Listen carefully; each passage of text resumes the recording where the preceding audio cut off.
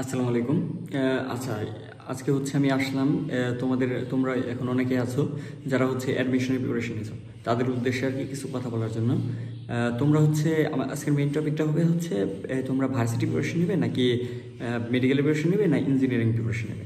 আচ্ছা, এই বিষয়ে আমি কিছু কথা বলি।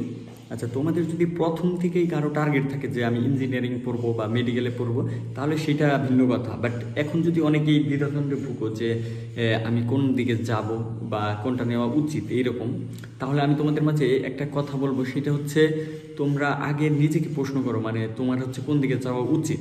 কেননা এই সময়টা খুবই একটা মানে ক্রুশিয়াল টাইম তোমাদের জন্য। তোমরা কোন দিকে যাবে সেটা নির্বাচন করাটা একটা ফ্যাক্ট, ঠিক আছে। এখন তোমরা যদি ইঞ্জিনিয়ারিংয়ের প্রিপারেশন নাও, একটা জিনিস মাথায় রাখবা যে যদি দেখো হচ্ছে ইঞ্জিনিয়ারিংয়ে না হয়, তাহলে কিন্তু তোমার ওইদিকে ইউনিভার্সিটির অ্যাডমিশনের ক্ষেত্রে একটু ঝামেলা হয়ে যায়। কেন ঝামেলা হয়? মানে তুমি যদি ইঞ্জিনিয়ারিংয়ের প্রিপারেশন নাও, তোমার ওইখান থেকে যাবে হচ্ছে ফিজিক্স, কেমিস্ট্রি আর হচ্ছে ম্যাথ, এই তিনটার হচ্ছে একটু বেশি গুরুত্ব দেবে। আর অন্যদিকে হচ্ছে বায়োলজিটা তোমার গ্যাপ পড়ে যাবে।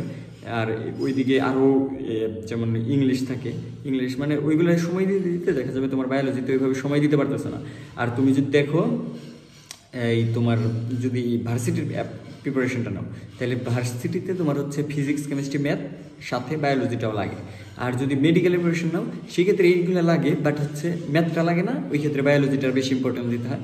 মানে তুমি মানে এখন তো বলা সহজ, বাট তুমি যখন প্রিপারেশন নেবে তখন দেখবে একটা সাবজেক্ট পড়তেই অনেক ঝামেলা মনে হয়, মানে অনেক কষ্ট হয় আর কি।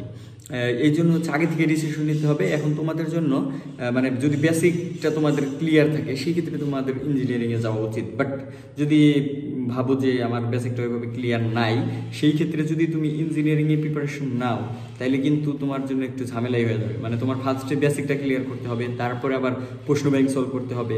মানে ইঞ্জিনিয়ারিংয়ের জন্য আরও কঠিন কঠিন ম্যাথও সলভ করা লাগে।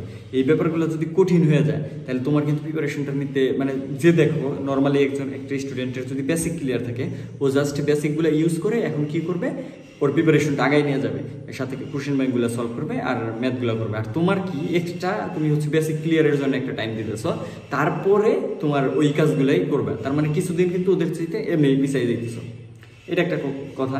আর সাথে সাথে তোমার বায়োলজিতে গুরুত্ব দিবা না, দেখা যাবে তোমার ইঞ্জিনিয়ারিং না হলে সেই দিকে ভার্সিটিতে তোমার হইতেছে না, বা এইদিকে যদি মেডিকেলের তো তাহলে বাদিয়ে দিলাম এইটা।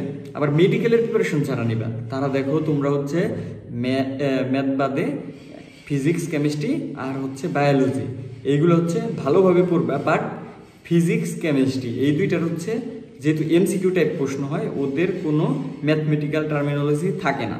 বাট তোমরা যখন অ্যাডমিশন দিবা হচ্ছে ইউনিভার্সিটিতে, তখন দেখবে ম্যাথ রিলেটেড অনেক প্রশ্ন থাকে, যেগুলো তোমার দ্রুত সময়ের ভিতরে সলভ করতে হবে। এর জন্য আগে থেকে যদি প্র্যাকটিসটা করা না থাকে, সেই ক্ষেত্রে কিন্তু এটা অনেক কঠিন হয়ে যাবে। এর জন্য একটু ভেবে চিনতে সবাই একটু ঠান্ডা মাথায় এটা করো। আর আমি বলতেছি হচ্ছে যদি তোমরা হচ্ছে নর্মাল একটা প্রিপারেশন নিতে পারো, টপিকগুলোর উপরে একটা ভালো আন্ডারস্ট্যান্ডিং থাকে, তাইলে তোমরা যদি ভার্সিটি প্রিপারেশনটা নাও, তাইলে দেখা যাবে কোনো না কোনো ভার্সিটিতে তোমার কোনো না কোনোভাবে হয়েই যাইতেছে। আর হচ্ছে সবচেয়ে মেন যে ফ্যাক্ট, সেটা হচ্ছে তোমার প্রত্যেকটা ভার্সিটির কোশ্চেন ব্যাংকগুলো খুবই ভালোভাবে সলভ করা শিখতে হবে। যদি কোশ্চেন ব্যাংক এর ভালো দক্ষতা থাকে, তাহলে তুমি হচ্ছে অনেকখানি আগায় যাবা। এর জন্য মানে কোশ্চেন ব্যাংকটা মেন, তোমরা হচ্ছে সবসময় কোশ্চেন ব্যাংকটা বেশি বেশি সলভ করার চেষ্টা করবা, তাইলে দেখবে একটা ভালো রেজাল্ট পাবা। ওকে। আর আমি যদি আমার কথা বলি, আমি মেডিকেল প্রিপারেশন নিয়েছিলাম, বাট আমার হচ্ছে মানে মেডিকেলে হয় নাই, কিন্তু আমি এখন ঢাকা ভার্সিটিতে হয়েছে ম্যাথমেটিক্সে। দেখো আমি নিছি মেডিকেলের মানে ম্যাথমেটিক্সের উল্টা বিপরীত, বাট আমি এখন পড়তেছি ম্যাথমেটিক্সে। বাট সবসময় আমার হচ্ছে ম্যাথমেটিক্সের প্রতি একটা ভালো লাগা কাজ করতো, ঠিক আছে। আমি মানে কলেজ লাইফ থেকে আমার ম্যাথমেটিক্সের ওপর ভালো একটা দক্ষতা ছিল। এর জন্য পরবর্তীতে যে কয়েকদিন সময় পেয়েছি, আমি কোশ্চেন ব্যাংকগুলো সলভ করছি, ম্যাথের সব সূত্রগুলো দেখছি, অধ্যায় ভিত্তিক ধরে কোশ্চেন সলভ করছি। এভাবে করার ফলে আমার কিন্তু ব্যাপারটা হয়ে গেছে। এরকম যে সবার জন্য হবে এমনটা না, বাট তোমাদের জন্য শুভকামনা। এখন নিজেরা একটু ডিসিশন নাও যে কোন দিকে গেলে আমাদের ভালো হয়, তারপরে একটা ডিসিশনে আসো তোমরা, ঠিক আছে। মানে মেনলি সব কিছুই ডিপেন্ড করে তোমার উপর। ওকে।